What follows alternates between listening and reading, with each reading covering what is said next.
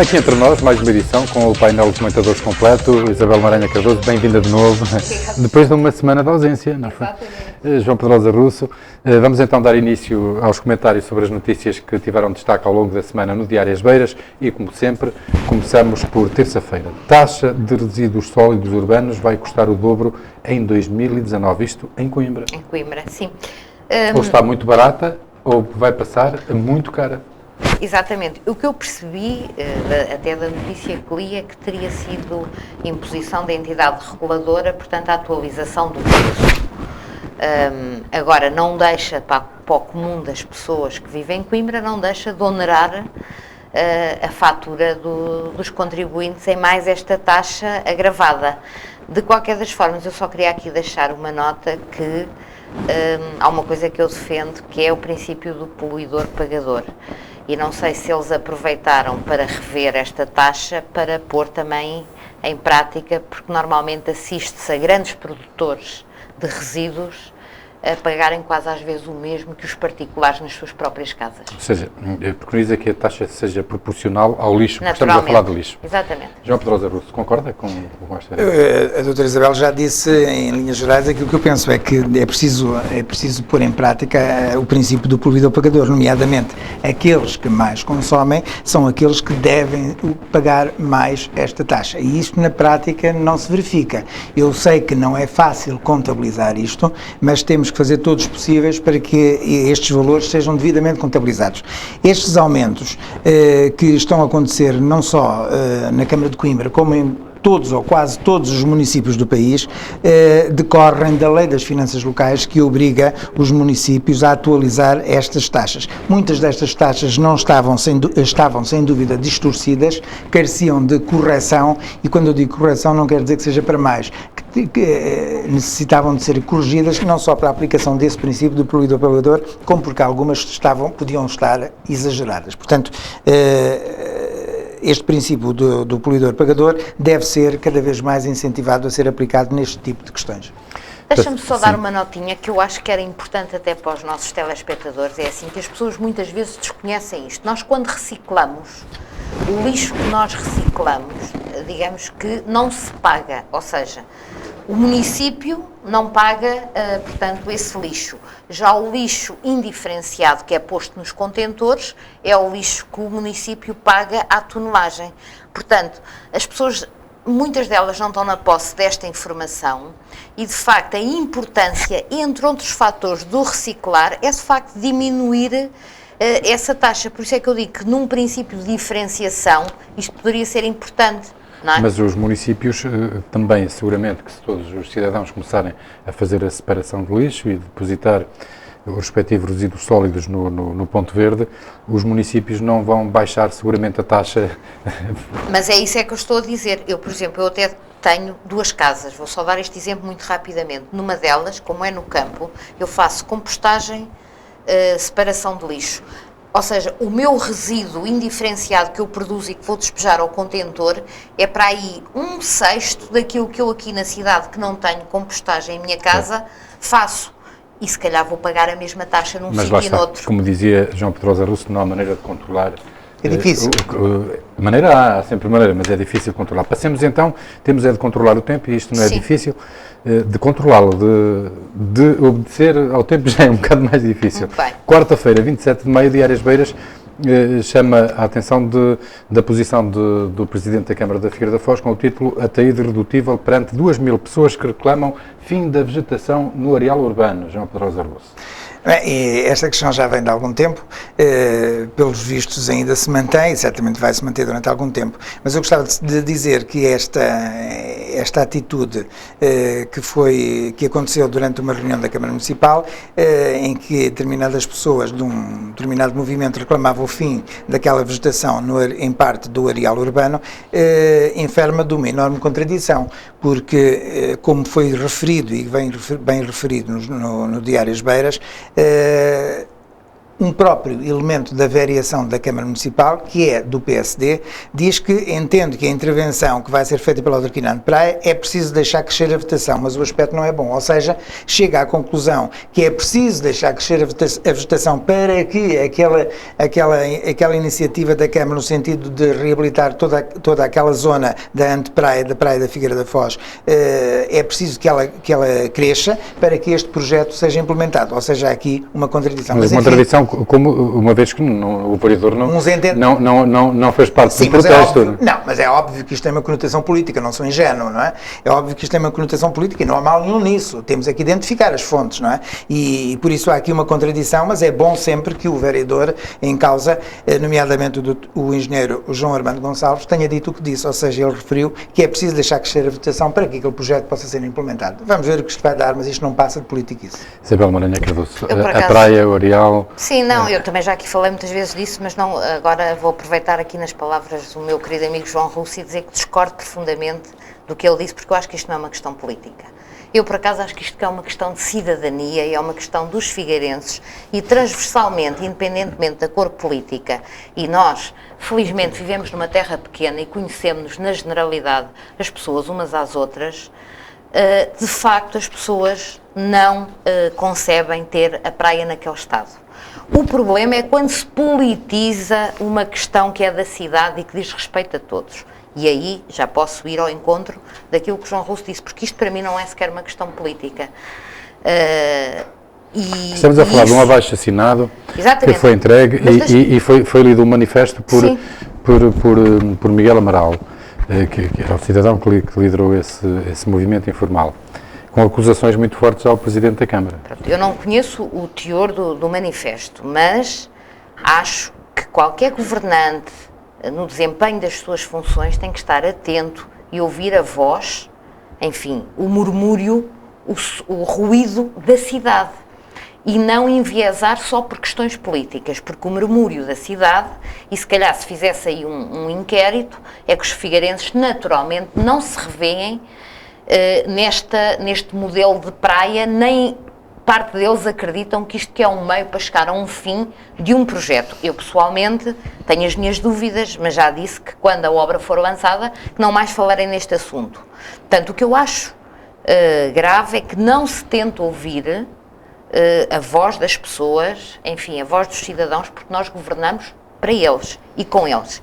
Só para terminar, quero apenas dizer que achei curioso, e nós aqui não comentamos opiniões, mas o Diário As Beiras tem uma coluninha sempre de opiniões que vai mudando diariamente. E achei piada. Na página da Figueira da Foz. Exatamente. O João Vaz, que foi há 2 mandatos vereador do Partido Socialista e que é uma pessoa que eu considero bastante conhecedora e que trabalha e opera na área do ambiente e é engenheiro e sabe exatamente muito sobre os sistemas de ambiente, pela primeira vez o consegui ouvir defender, de facto, já uma coisa contrária à vegetação da praia. Ele até tem o título muito engraçado, diz que punha a areia à sépia, não é? Mas é irónica esse artigo de opinião. Então não devia brincar com o que é sério. É irónica, é precisamente fazer ironia com aquilo que foi defendido na Câmara pelo movimento. Leia com mais atenção. Vou ler novamente, mas até achei piada que pensei assim, então, mas ele que sempre foi a favor das ervas da praia, agora quer pôr as ervas a sépia. Foi um modo de chamar saudosistas, não é? A sépia, portanto, ao passado. Mas, doutora, deixe-me perguntar-lhe isto a propósito do areal da praia e uma questão política ou de cidadania. Já se arrependeu de se ter abstido na Assembleia de Freguesia de Boarcos, quando houve uma proposta, precisamente do movimento Somos Figueira, liderado pelo PSD, em que defendia o fim da vegetação? Não me arrependi, porque uma coisa é a questão propriamente dita, outra coisa é o respeito por os elementos da minha bancada, e a minha opinião já em várias assembleias de freguesia tinha sido manifestamente pública e expressa. Foi uma questão de solidariedade com as pessoas que fazem parte comigo daquela assembleia. Passemos então para quinta-feira, 28, na primeira página, o Diário As Beiras dá conta de que Ana Saltão foi condenada a 17 anos de cadeia pelo Tribunal da Relação. João Pedrosa Russo é advogado, Isabel Maranhão Cardoso está a estudar Direito, mas ainda não é advogado, ainda não é jurista. Explique lá ao comum dos telespectadores como é que isto acontece uma vez que em primeira instância ela foi absolvida. Sim. Ora bem, estas questões podem chocar o cidadão comum, mas têm a sua explicação. Ora bem, esta senhora que era inspetora da Polícia Judiciária, foi julgada em primeira instância e foi absolvida. Na sentença estão fixados os factos dados como provados e os factos dados como não provados. Acusada de matar a tiro, sim, acusada a avó do marido. Pronto, eu passo por cima disso. Pronto, acusada de um homicídio. Sim, senhora, acusada de um homicídio.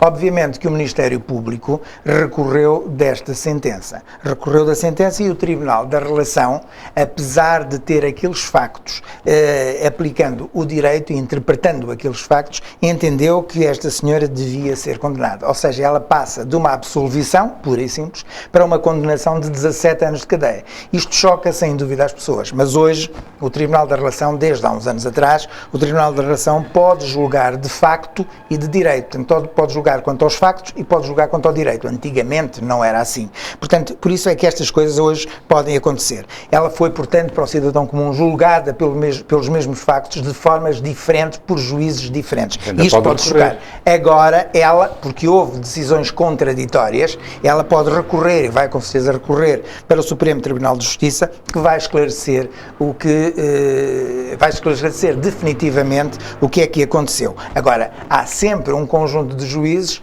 e de procuradores que ficam mal vistos na fotografia, porque o Supremo Tribunal de Justiça, ao decidir, vai decidir ou pela condenação ou pela absolvição, e por isso alguém vai ficar mal visto na fotografia. E depois só o Tribunal Europeu é que pode... O Tribunal Europeu é para outro tipo de questões. Já não pode... Então... O Tribunal Europeu é para outro tipo de questões.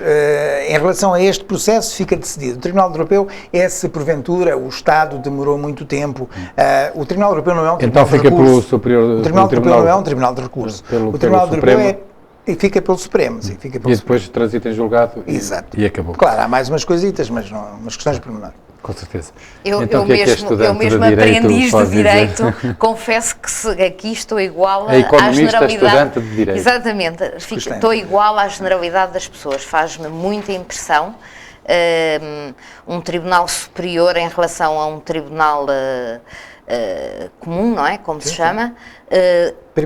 Primeira instância, dar uma análise de um recurso, dar uma diferença tão significativa. Oposta. Até percebia que mandassem repetir o julgamento, que houvesse, enfim, coisas que entendiam que não estavam bem provadas e bem apuradas. Agora, é mesmo o oposto. Eu sou como o comum dos cidadãos, mesmo com a explicação bem dada por João Russo, faz-me imensa confusão esta discrepância e até se quer que lhe diga, fica-se a duvidar um pouco da fiabilidade da nossa justiça. Fica aqui então o comentário do advogado e da economista que estuda Direito. E aprendiz de Direito. Passemos para sexta-feira, 29 de maio, a primeira página também de Áreas Beiras. A Associação Académica de Coimbra recusa Coelho, Pedro Passos Coelho, ao almoço e pode abandonar o movimento associativo nacional. Ora bem, eu acho que o que li da notícia, naturalmente, é que o Presidente da Associação Académica diz que têm sido sistematicamente hostilizados no órgão nacional, no fundo é uma federação das associações académicas, pelo facto de não terem, no dia do estudante, não terem de facto ido a um almoço com o Sr. Primeiro-Ministro e terem aproveitado esse dia para reivindicar. A única coisa que quero dizer é que isto naturalmente há sempre correntes opostas, mas queria dizer que a Associação Académica tem uma tradição de associativismo estudantil muito forte, e muito importante até historicamente em Portugal e na contestação política ao antigo regime, e quero acreditar que por não se ter... Eu não estou a dizer que eles não estão a dizer a verdade, mas quer dizer, quero acreditar que de facto se há uma situação quase de sanção pelo facto de eles não terem querido participar no almoço com o Primeiro-Ministro, quase que diria que até compreendo a decisão de abandonarem a Federação Nacional, porque não estão, no fundo, a ser respeitados nem pela opinião e opção que tiveram, nem pelo próprio bom nome desta academia que é tão importante. Concorda? Ora bem, os estudantes sempre foram, já respondo diretamente, mas os estudantes sempre foram contestatários e eu acho isso ótimo. Neste aspecto concreto, eu não sei o que é que se passa na realidade, mas aqui há, sem dúvida, uma partidarite, com toda a certeza. Eu achava muito mais correto, eu não concordo com este tipo de opções, eu achava muito mais correto que se fizesse o almoço e que os estudantes se manifestassem dizendo o que pensavam. Isso aconteceu no dia 17 de abril de 1969, com o Américo Tomás e com o dirigente associativo da altura, que foi Alberto Martins, e que foi extremamente interessante, e que estávamos em plena greve dos estudantes, e foi sem dúvida uma manifestação extraordinária dos estudantes. Portanto, eu acho que neste caso concreto devia ser feito desta forma. Portanto, devia-se ter ido ao almoço, eles deviam ter tido coelho ao almoço. Foi sem dúvida uma atitude unilateral por parte da Associação Académica de Coimbra, porque as outras associações estudantis não concordam com isto, mas hoje mesmo, hoje dia 1 de junho, que é o Dia Mundial da Criança, hoje mesmo a Assembleia Magna dos Estudantes vai decidir se a direção tem ou não razão e deve ou não persistir nesta postura. Então, e continuando a fazer esta viagem retrospectiva, dia 30 de maio, Hospital contrata enfermeiros. O Hospital da Figueira da Foz é uma pequena notícia, mas é uma notícia que é sintomática, não é? Por um lado, porque os hospitais têm falta de enfermeiros e, por outro lado, há cada vez mais enfermeiros a emigrar e há um hospital que contrata, embora sendo 5, para um hospital pequeno, seguramente sim, faz diferença. Mas não há coincidências, J. Alves. Isto acontece, esta contratação de 5 enfermeiros, e eu ponho entre parênteses apenas, tem única e simplesmente a ver porque na próxima quinta e sexta-feira há uma greve nacional dos enfermeiros que lutam contra a degradação das condições de trabalho. Portanto, isto é sem dúvida uma forma de dividir os enfermeiros, muito embora haja necessidade de enfermeiros, a contratação nesta altura visa única e simplesmente evitar a adesão à greve da próxima quinta e sexta-feira. Acha que não há coincidências? Normalmente não há coincidências, mas não sabia que ia haver greve para a semana. Esta semana. A única coisa que eu gostava de dizer em relação a esta notícia é naturalmente que tudo o que seja reforçar a qualidade do serviço de saúde estamos todos de acordo e achamos bom, tudo o que seja criar emprego ainda aplaudimos mais. O que eu acho é que o próprio país e a região, naturalmente, nós que estamos aqui inseridos numa região, era preciso haver um levantamento sério das necessidades de recursos humanos na área da saúde, porque fala-se a miúdo que há falta de médicos aqui, há falta de enfermeiros ali, há unidades de saúde que estão fechadas porque não têm funcionários ou outras que não têm equipamento, mas, sei lá, pode ser que a Fundação Manuel Soares dos Santos se lembre de fazer um levantamento sério, porque eu acho que este assunto devia ser um assunto de debate nacional. Não é o Sistema Nacional de Saúde, é um levantamento das nossas necessidades de recursos para podermos traçar políticas de saúde, porque como o João Russo disse há bocado, não é? Eu conheço imensas colegas que têm filhos e filhas licenciados em enfermagem que estão de facto em Inglaterra, estão noutros países, quer dizer, era preciso de uma vez por todas fazer este tipo de apuramento até para o planeamento das políticas, que é onde é que há carências. Mas eles sabem quantos milhares de enfermeiros e médicos são necessários. Claro, está tudo a tutela sabe e as finanças também. Dizem que não têm dinheiro para contratá-los. A título de curiosidade, só o ano passado, em 2014, emigraram 5 enfermeiros por dia. Por dia. Números astronómicos. A contagem decrescente chegou ao fim e por isso estamos na segunda-feira, dia 1 de junho, o primeiro dia do mês e também o Dia Mundial da Criança, mas as crianças certamente que também poderiam divertir-se na festa da sardinha se ela se realizasse já na próxima quinta-feira, o que não vai acontecer este ano. Não vai acontecer, mas ainda não estamos todos esclarecidos sobre o que é que na realidade aconteceu, porque a festa da sardinha da Figueira da Foz. Exato, a festa da sardinha é que normalmente se realiza no Coliseu Figueirense. Ainda não sabemos o que é que de facto aconteceu, porque enquanto que a Associação à Malta do Viso diz que houve divergências e incompatibilidades entre o Presidente do Coliseu Figueirense e a Associação, ainda não ouvimos o que é que o Presidente do Coliseu Figueirense tem a dizer, nomeadamente Miguel Amaral. Portanto, temos que ter algum cuidado ao preferir as nossas opiniões. Uma coisa é certa, esta iniciativa, no meu entender, é uma pena que não se faça este ano, porque já vai na 29ª edição, é uma pena, porque é uma iniciativa interessante, onde só se come sardinha e, portanto, isso permite uma divulgação muito grande da Figueira da Foz e da importância gastronómica da Figueira da Foz. De notar que esta iniciativa, desde sempre tem tido apoio, desde nos últimos anos, tem tido o apoio da Câmara Municipal, da Junta de Freguesia de Boarcos e até de muitas empresas, que têm reforçado o apoio financeiro e logístico a esta iniciativa. Eu aguardo serenamente a tomada de posição do Coliseu Figueirense, porque acho que este assunto merece ser esclarecido, dado que é uma festa que traz muitas pessoas à Figueira da Foz. Eu ainda tenho uma esperança, concordo com tudo o que o João disse, mas ainda tenho uma esperança que este diferendo venha a ser ultrapassado e que venham a marcar uma outra data, até porque tenho de facto muita pena que haja uma quebra de continuidade da realização desta festa, que é carismática e, sobretudo, feita com a carolice de um grupo de residentes que se organizam todos os anos para o efeito, independentemente de conseguirem alguns apoios, porque senão também não era possível fazer as coisas, mas é com muito espírito de carolice que se leva avante uma organização dessas, e ainda vou ficar a aguardar que haja um entendimento aqui entre as partes. Já que está com a palavra, qual é o assunto? O assunto é uma nota muito breve em relação aos resultados da campanha do Banco Alimentar que foi feita este fim de semana, que mais uma vez, eu não trouxe números, mas estive a ler, portanto, mais uma vez ultrapassou os números da última campanha, e para assinalar que, de facto, o povo português é um povo solidário. Disso não haja dúvida, mesmo vivendo, enfim, numa situação... Todas as pessoas possam comer bifes, não é? Exatamente, como dizia a senhora, mas de qualquer das formas é assinalar um facto positivo, porque naturalmente que estes cabazes são distribuídos e fazem muita falta, infelizmente ainda há um grupo grande de pessoas. João Pedro Arusso, qual é o seu Olha, eu gosto muito da Figueira da Foz, como muitas pessoas, e por isso gosto muito, precisamente por gostar muito, gosto de valorizar aquilo que a Figueira da Foz tem de importante.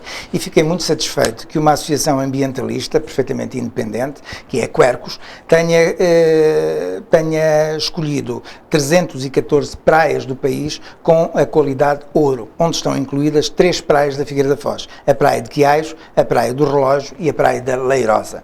É interessante que a Praia da Leirosa, há uns anos atrás, era uma praia, enfim, muito mal vista por causa da celulose, por causa destes problemas. Hoje é uma praia com a qualidade de ouro. O Relógio, onde há a vegetação do areal, mas esta qualificação não tem nada a ver com o areal, nem com as infraestruturas, tem a ver apenas com a qualidade da água, e por isso é que eu chamo muita atenção para a Leirosa, porque é muito interessante.